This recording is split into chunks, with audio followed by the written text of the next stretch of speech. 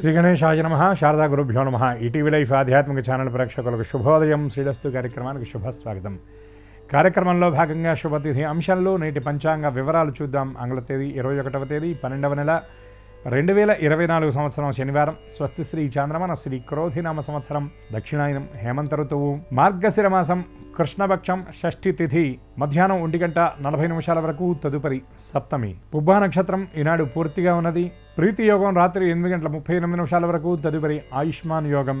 వణిజకరణం మధ్యాహ్నం 1:40 వరకు. తదుపరి విష్ఠీకరణం. ఇక నేటి వర్జ్యం మధ్యాహ్నం 2:28 నుండి 4:11 వరకు. నేటి దుర్ముహూర్తం ఉదయం 6:35 నుండి 8:05 వరకు. అమృత ఘడియలు రాత్రి 12:48 నుండి 2:31 వరకు. నేటి రాహుకాలం ఉదయం 9 గంటల నుండి 10:30 గంటల వరకు. యమగండం మధ్యాహ్నం 1:30 నుండి 3 గంటల వరకు. ఇక ఈనాటి తిథివార నక్షత్రాలను అనుసరించి చేయదగినటువంటి దేవతాోపాసన గురించి విచారించినట్లయితే ఈనాడు తిథి షష్ఠి తిథి, అలాగే పుబ్బా నక్షత్రం. ఈనాడు శుక్రుడు అధిష్టానంగా కలిగినటువంటి నక్షత్రం ఇది. ఈ షష్ఠి తిథి నాడు మార్గశిర మాసంలో వచ్చినటువంటి షష్ఠి చాలా విశేషంగా చెప్పబడుతుంది. ఎందుకంటే సుబ్రహ్మణ్యుడి యొక్క ప్రావిర్భావం జరిగినటువంటి మాసం ఈ మార్గశిర మాసం. శుక్లపక్ష షష్ఠిని మనం సుబ్రహ్మణ్య షష్ఠి అని, సుబ్బారాయుడు షష్ఠి అని అంటాం. కారణాంతరముల చేత ఈ సుబ్రహ్మణ్య షష్ఠి శుక్ల షష్ఠి నాడు జరపలేనటువంటి వాళ్ళు కృష్ణ పక్షంలో వచ్చినటువంటి ఈ షష్ఠి నాడు సుబ్రహ్మణ్య ఆరాధన చేయటం, సుబ్రహ్మణ్యుడికి సంబంధించినటువంటి కైంకర్యాలను జరిపించడం, సుబ్రహ్మణ్య దర్శనం చేయటం వల్ల కూడా సమస్త శుభాలను పొందగలుగుతారు. అట్లాగే ఈనాడు శనివారం. ఈ రోజున మార్గశిర మాసంలో వచ్చినటువంటి శనివారానికి చాలా విశేషం ఉంటుంది. అందులో ధనుస్సంక్రమణం జరిగిన తర్వాత వచ్చినటువంటి శనివారం కనుక ఈనాడు వెంకటేశ్వర స్వామి వారి యొక్క దర్శనం, వెంకటేశ్వర స్వామి ఆరాధన చేయటం వల్ల చాలా విశేషమైన ఫలితాన్ని మనం పొందగలుగుతాం. వెంకటేశ సమోదేవో నభూతో నభవిష్యతని వెంకటేశ్వరుడి ఆరాధన కనుక మనం చేసినట్లయితే ఆ నామంలోనే చాలా విశేషం ఉంది.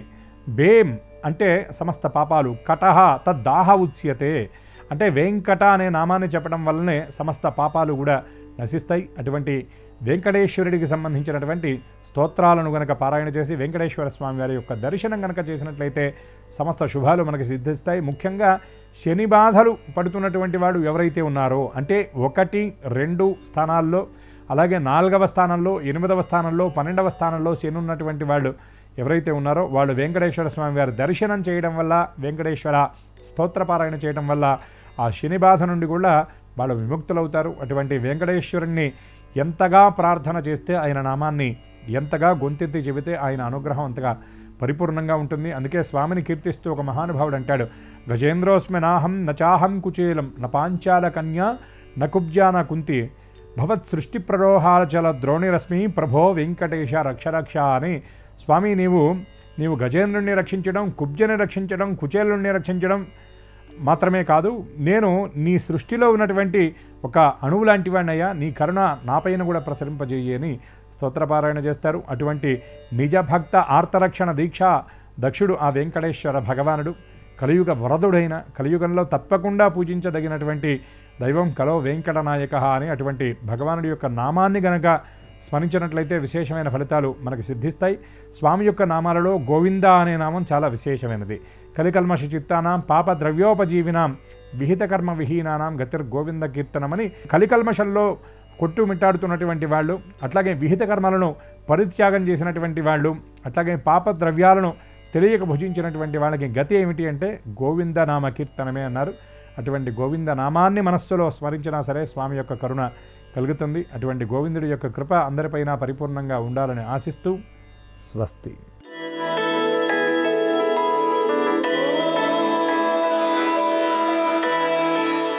ఈటీవీ లైఫ్ ఆధ్యాత్మిక ఛానల్ ప్రేక్షకులందరికీ నమస్కారం. శ్రీరస్తు కార్యక్రమంలో గ్రహయోగం అంశానికి స్వాగతం. ఈనాటి ఈ గ్రహయోగం శీర్షికలో మేషాది ద్వాదశ రాశుల వారికి కలిగే శుభ అశుభ ఫలితాల్ని, అవసరమైన సందర్భాల్లో ప్రత్యామ్నాయ మార్గాల్ని తెలుసుకుంటారు. అంతేకాక ఏ రాశి వారికి ఏ దిక్ప్రయాణం అనుకూలమో, ఏ రాశి వారికి ఏ దైవ దర్శనం వల్ల సకల శుభాలు కలగబోతున్నాయో, ఏ రాశి వారు ఏ రంగు దుస్తుల్ని ధరించినట్లయితే కార్యక్రమాలన్నీ నిర్విఘ్నంగా పూర్ణమవుతాయో, పరిపూర్ణమవుతాయో, పూర్తి అవుతాయో, ఏ రాశి వారికి ఏ సంఖ్య ఈ రోజుకి మాత్రం అనుకూల సంఖ్యగా పరిణమించబోతోందో ఆ విశేషాలని క్రమంగా తెలుసుకుంటారు. ముందుగా నేటి పంచాంగం. నేడు మార్గశీర్ష బహుళ షష్ఠి, శనివారం, నక్షత్రం పూర్వ ఫల్గుని.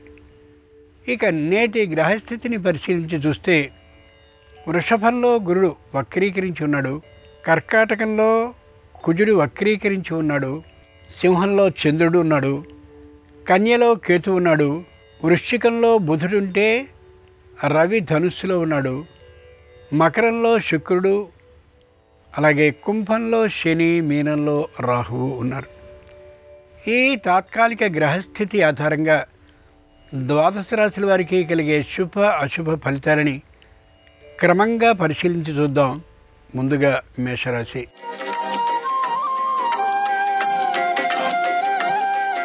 ఈరోజు మేషరాశి వారి ఫలితాలని పరిశీలించి చూస్తే క్రింది ఉద్యోగులు ఎంత బాధ్యతతో పనిచేసినప్పటికీ కూడా చిన్నగా మాట పడే అవకాశం పై అధికారుల ద్వారా ఉంది. పట్టించుకోకుండా వెళ్ళడం మంచి తప్ప వాదోపవాదాలు చర్చోపచర్చలు చేయడం వల్ల ప్రయోజనాలు ఉండకపోవచ్చు.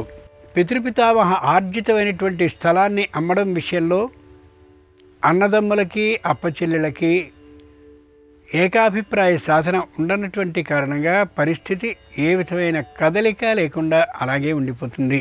ముఖ్యంగా కుటుంబంలోని రహస్యం బయటికి వెళ్లకుండా ఉండాలని తీవ్రమైనటువంటి ప్రయత్నాన్ని చేస్తారు. కానీ కుటుంబ రహస్యం బయటకు వచ్చే అవకాశం గోచరిస్తోంది హెచ్చుగా. వివాహం కానటువంటి వారి కోసం వివాహ ప్రయత్నాల్ని చేస్తారు. దాదాపుగా అనుకూలమైనటువంటి సూచనే, అనుకూలమైన వార్తే వినిపించే అవకాశం ఉండొచ్చు. శనివారం సందర్భంగా మేషరాశి వారు శని మంత్రాన్ని కానీ శని స్తోత్రాన్ని కానీ 19 మార్లు చదువుతూ నువ్వులతో అర్చించినట్లయితే తప్పక వ్యాపార అభివృద్ధి కలుగుతుంది, కలిగే అవకాశం ఉంది. ఈశాన్య దిక్ప్రయాణం అనుకూలం. కలిసొచ్చే రంగు తెలుపు. అదృష్ట సంఖ్య 3.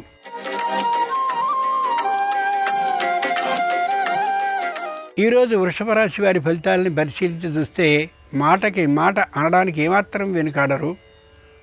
ప్రతి విషయంలోనూ సూటి తనాన్ని ప్రదర్శిస్తూ ఉంటారు. అన్నదమ్ములు అప్పచెల్లెల మధ్య ఏకాభిప్రాయ సాధన ఉండకపోవచ్చు. ఆర్థికమైనటువంటి ఆదాయాన్ని పెంచుకోవాలని, స్థిరమైనటువంటి ఆస్తిని మరింత బలోపేతం చేయాలని తీవ్ర ప్రయత్నాలను చేస్తూ ఉంటారు. స్వదేశంలో ఉన్నటువంటి తల్లిదండ్రులకి విదేశాల ఆహ్వానం వస్తూ ఉంటుంది పిల్లల నుండి.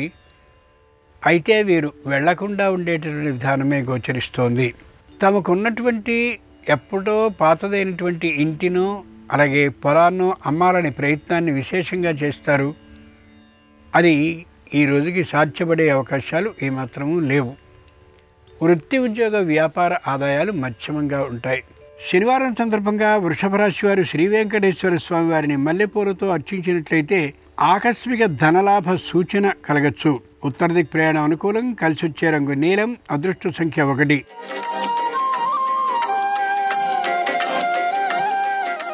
ఈరోజు మిథున రాశి వారి ఫలితాలను పరిశీలించి చూస్తే ఆరోగ్యం మధ్యమంగా ఉంటుంది. మధ్యమ వైద్య పరీక్షల్ని తామే కాక తమ కుటుంబ సభ్యులందరి విషయంలోనూ చేయడం చాలా అవసరం. ఔషధ సేవ తప్పకపోవచ్చు ఈ రోజుకి. ముఖ్యంగా పై అధికారులతో విరోధభావం కలిగి ఉండరు. అయినప్పటికీ వారికి మాత్రం వీరి మీద అంత సదభిప్రాయం లేకపోవచ్చు. రక్షణ శాఖలో పనిచేసేటటువంటి వారే అయినట్లయితే ఉద్యోగులు వారి మీద ప్రత్యేకమైన నిఘా ఉంటుందనే యథార్థాన్ని మర్చిపోకూడదు. వృత్తి ఉద్యోగ వ్యాపారాల ఆదాయం మధ్యమంగా ఉంటుంది. రుణాన్ని చేయవలసిన అవసరం లేకుండా సొంత ఇంటిని నిర్మించుకోవడమో లేక సొంత ఇంటిని కట్టుకునే తీరు ఆలోచన చేయడమో చేస్తారు. అనుకూలించే విధానం బాగా గోచరిస్తోంది. శనివారం సందర్భంగా మిథున రాశి వారు ప్రత్యక్ష భగవానుడైన ఆదిత్యుడిని, సూర్యుడిని రక్త అక్షతలు, కుంకుమతో కూడిన అక్షతలతో పూజించినట్లయితే ఆకస్మిక శుభవార్తను వినే అవకాశం కలగచ్చు. తూర్పు దిక్ ప్రయాణం అనుకూలం. కలిసొచ్చే రంగు నలుపు. అదృష్ట సంఖ్య 8.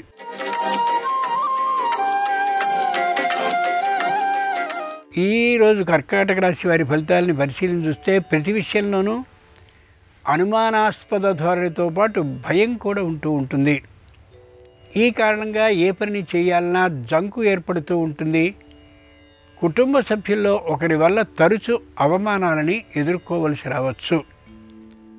మానసికమైనటువంటి బాధ హెచ్చుగా ఉంటూ ఉంటుంది. సంతానంతో కూడా ఆ విషయాన్ని చెప్పుకోవడానికి ఇష్టపడక మొగమాట పడే ధోరణి కనిపించవచ్చు. రుణాన్ని తీసుకునేటటువంటి ధైర్యం ఉండదు. రుణం తీసుకోక తప్పనిసరి పరిస్థితి కూడా ఏర్పడవచ్చు.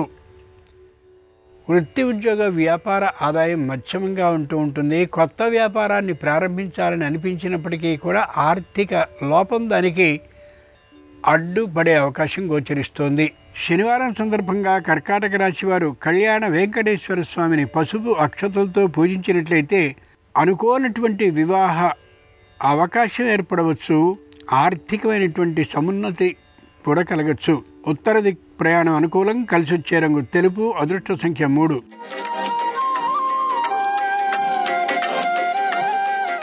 ఈరోజు సింహరాశి వారి ఫలితాలని పరిశీలించి చూస్తే చేతిలో కావలసినంత సొమ్ము లేకపోయినప్పటికీ కూడా ఎత్తు ఆలోచనలు చేస్తారు.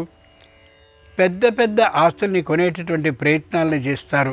చివరికి అది కొనే అవకాశం లేకున్నప్పటికీ కూడా నలుగురిలో భాగ్యవంతుడనేటటువంటి పేరుని మాత్రం ఏర్పాటు చేసుకుంటారు. ఇంతకుముందు భూమికి సంబంధించిన ఇళ్లకు సంబంధించిన లావాదేవీలు అమ్మకాలు కొనుగోళ్లు చేసినట్లయితే వాటిలో ఉన్న లోపాలను వెంటనే సరిచేసుకోవడం చాలా మంచిది. లేని పక్షంలో పరిణామం మరింతగా ఉండే అవకాశం ఉండొచ్చు. తల్లిదండ్రులు భాగస్వాములు కాకుండా ఉండేలాగా తమ మీదే ఆ విధమైన పరిష్కారం జరిగేలాగా చూసుకోవడం అత్యవసరం. వృత్తి ఉద్యోగ వ్యాపార ఆదాయాలు మధ్యమంగా ఉంటాయి. అయితే ధైర్యంగా ఉంటారు. పై అధికారులను వ్యతిరేకించడానికి ఏమాత్రము వెనుకాడరు. శనివారం సందర్భంగా సింహరాశి వారు శ్రీవీర వెంకట సత్యనారాయణ స్వామి వారిని తమలపాకులతో అర్చించినట్లయితే తప్పక ఉద్యోగ ప్రాప్తికి అవకాశం ఉండొచ్చు. ఆగ్నేయ దిక్ ప్రయాణం అనుకూలం. కలిసి వచ్చే రంగు ఎరుపు. అదృష్ట సంఖ్య 4.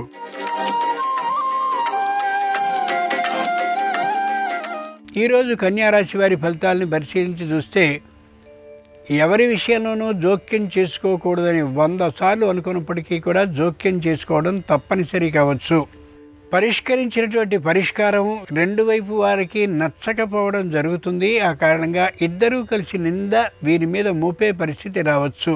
ఆర్థికమైనటువంటి విషయాల్లో తలదూర్చడం ఏమాత్రమూ సరికాదు. ఈ రాశివారు పితృపితామహ ఆర్జితంగా వచ్చినటువంటి స్థలాల గురించినటువంటి అమ్మకం విషయంలో చిన్నదైనటువంటి అభిప్రాయ భేదాలు అన్నదమ్ములకి అప్పచెల్లెలకి వచ్చే అవకాశం బలంగా గోచరించవచ్చు.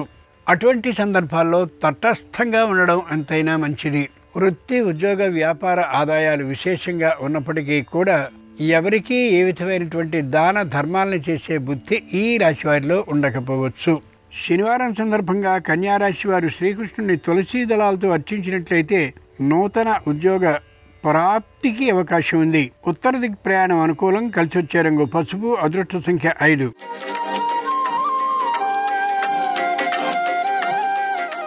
ఈరోజు తులారాశి వారి ఫలితాలను పరిశీలన చూస్తే మానసికంగా పెద్ద గొప్పగా ఉండలేకపోవచ్చు.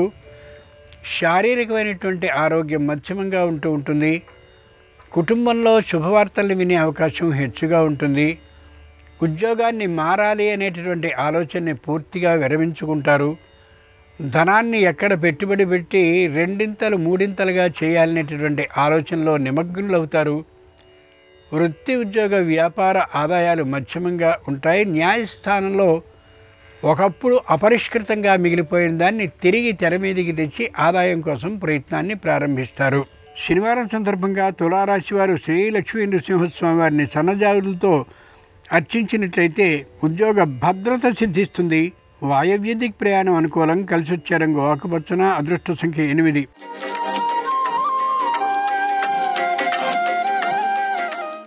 ఈరోజు వృశ్చిక రాశి వారి ఫలితాలని పరిశీలించి చూస్తే అంతా అనుకూలంగా ఉంటుంది.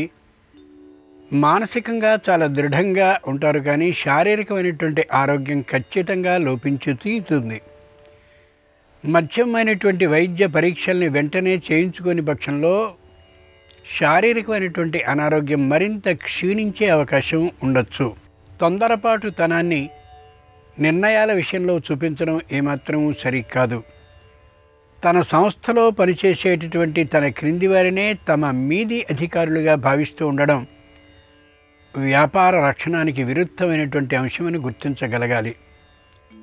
ఎంత పడితే అంత లెక్క పత్రము లేకుండా ధనాన్ని ఖర్చు చేస్తూ కనిపిస్తారు. అది ఏమాత్రం సరికాదు. శనివారం సందర్భంగా వృశ్చిక రాశి వారు శ్రీరామచంద్రమూర్తిని మందారాలతో అర్చించినట్లయితే పదవి లాభం కలిగే అవకాశం ఉండొచ్చు.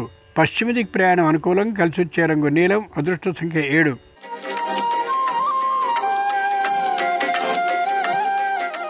ఈరోజు ధనురాశి వారి ఫలితాలని పరిశీలించి చూస్తే ఆరోగ్యం మధ్యమంగా ఉంటుంది. ఆరోగ్యాన్ని పూర్తి నిర్లక్ష్యం చేస్తారు. నడుముకి కటికి సంబంధించినటువంటి ఇబ్బందులు తలెత్తవచ్చు. కంటికి శ్వాసకోశానికి సంబంధించిన అనారోగ్యం కూడా ఉండొచ్చు. పరిశీలించుకోవడం వైద్యుల ద్వారా మంచిది. సంతానానికి సంబంధించినటువంటి చదువు విషయంలో మరింత శ్రద్ధని వహిస్తారు. తాము కూడా కొత్తదైనటువంటి ఒక కళాశాలలో ప్రవేశించి ఏదో ఒక ప్రత్యేకమైనటువంటి దాన్ని అభ్యసించడానికి సిద్ధపడతారు. తాత్కాలికంగా నిర్ణయాన్ని తీసుకోవడంలో తొందరపాటుతనాన్ని పాటిస్తారు. దానివల్ల తాత్కాలికంగా ఆర్థిక నష్టానికి గురి కావచ్చు. వృత్తి ఉద్యోగ వ్యాపారాలకు సంబంధించిన ఆదాయాలు మధ్యమంగా ఉంటాయి. సంతానం మాత్రం చక్కగా విద్యా విషయంలో అభివృద్ధిని పొందగలుగుతారు. శనివారం సందర్భంగా ధనురాశి వారు శ్రీహరిని చామంతులతో అర్చించినట్లయితే ఏ విధమైనటువంటి సమస్యలు లేకుండా న్యాయస్థానంలో సంపూర్ణమైన అనుకూలమైన తీర్పుతో పాటు ఆర్థిక లాభం కలగచ్చు. నిరుతి దిక్ ప్రయాణం అనుకూలం. కలిసి వచ్చే రంగు నలుపు. అదృష్ట సంఖ్య 6.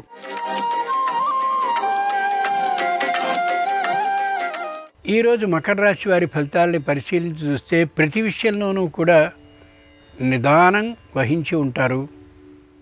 ఎంత పరిస్థితి క్షీణించినా కూడా తొణికిసపాటు లేకుండా ఉండగలుగుతారు.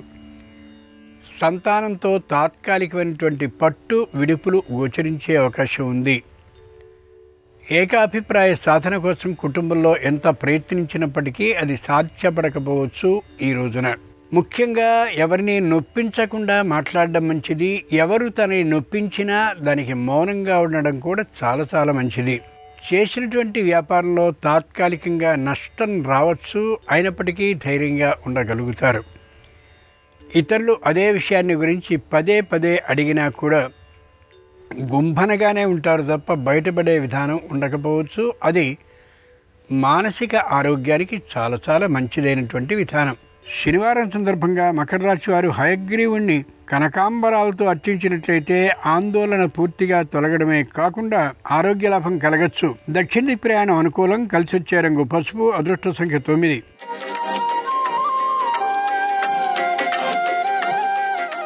ఈరోజు కుంభరాశి వారి ఫలితాలని పరిశీలించి చూస్తే ప్రతి పని ఆచి తూచి ఆలోచించి మాత్రమే చేస్తారు. మాట్లాడే ప్రతి మాటని 1-2 మార్లు ఆలోచించుకున్న మీదటే బయటికి మాట్లాడతారు. ఆరోగ్యం శారీరకంగా అంత గొప్పగా ఉండకపోవచ్చు. మానసికంగా ఆరోగ్యం బాగానే ఉంటుంది. కుటుంబంలో ఏక అభిప్రాయ సాధన ఉండేటటువంటి కారణంగా ఒకే మాట మీద కుటుంబం అంతా నడుస్తూ ఉంటుంది. ముఖ్యంగా పండ్ల తోటలు కూరగాయల తోటల మీద ఆదాయాన్ని పెంపొందింపజేసుకోవాలని క్షేత్రానికి సంబంధించిన మరమ్మతులు చేస్తూ ఉండొచ్చు. వృత్తి ఉద్యోగ వ్యాపారాల ఆదాయం మధ్యమంగా ఉంటూ ఉంటుంది. కానీ శారీరక మానసిక ఆరోగ్యం దృఢం చేసుకునేందుకు తీవ్ర ప్రయత్నాల్ని చేస్తారు. శనివారం సందర్భంగా కుంభరాశి వారు శ్రీ మహాగణాధిపతిని బిల్వదళాలంటే మారేడు దళాలతో అర్చించినట్లయితే మనశ్శాంతితో పాటు గృహ లాభం కలగచ్చు. ఈశాన్య దిక్ ప్రయాణం అనుకూలం. కలిసి వచ్చే రంగు ఎరుపు. అదృష్ట సంఖ్య 4.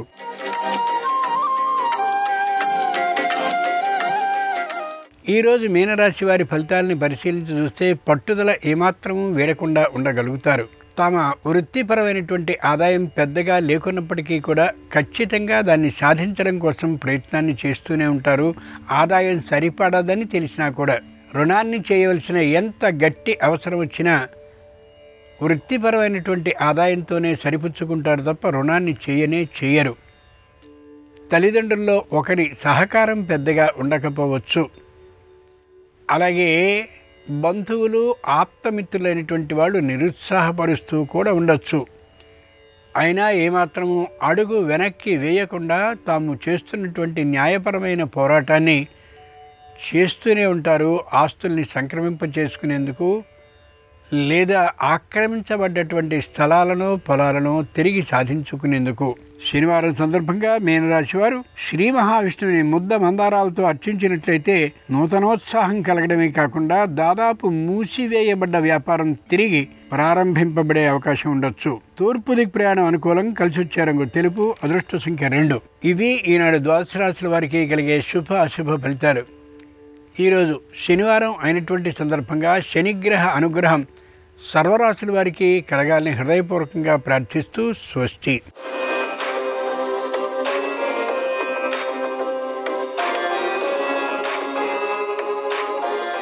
నమస్కారం.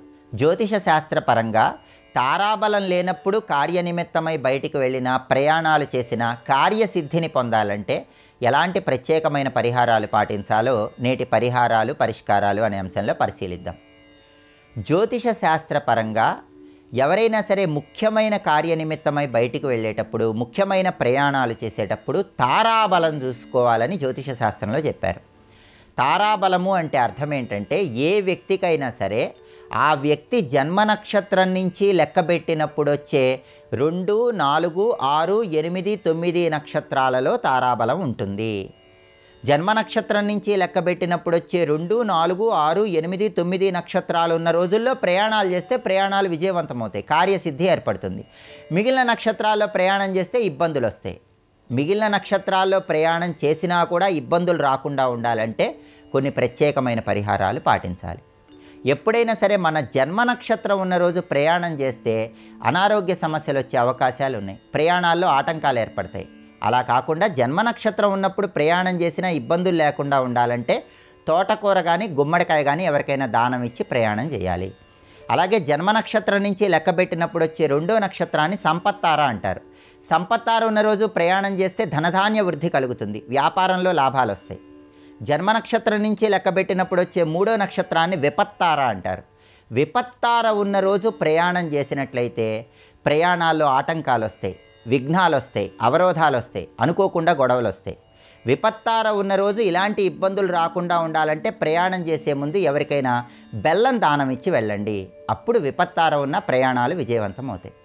జన్మ నక్షత్రం నుంచి లెక్కబెట్టినప్పుడు వచ్చే 4వ నక్షత్రాన్ని క్షేమతార అంటారు. ఈ క్షేమతార ఉన్న రోజు ప్రయాణాలు చేస్తే పెద్దల ఆశీర్వాదం లభిస్తుంది, ముఖ్యమైన పరిచయాలు ఏర్పడతాయి, భగవంతుడి అనుగ్రహం వల్ల మానసిక ప్రశాంతత కలుగుతుంది.